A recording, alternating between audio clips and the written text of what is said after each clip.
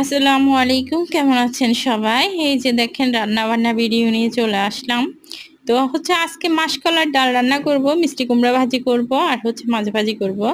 তো সেক্ষেত্রে দেখেন আমি মাসকলার ডালটা হচ্ছে আগেই হচ্ছে এই মুরগি হাড্ডি উড্ডি দিয়ে রান্না করতেছি মাসকলার ডালটা।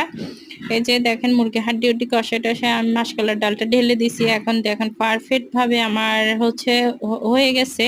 এখন আমি একটু পুরন দিব, মাসকলার ডালে পুরন দিলে ভালো লাগে। এই যে পুরনটা দিয়ে দিলাম। তো পুরনে আমি হচ্ছে কালো জিরাও ব্যবহার করছি পুরনের ভিতরে। আমার মাসকলার ডালের সাথে কালো জিরাটা অনেক ভালো লাগে।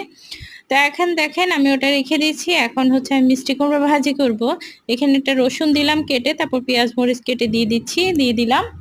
তো কি পেঁয়াজ মরিচটা একটু বাদামি কালার হয়ে গেলে তো আমি এখানে হচ্ছে আপনার আদা বাটা রসুন বাটা একটু দিব হালকা করে।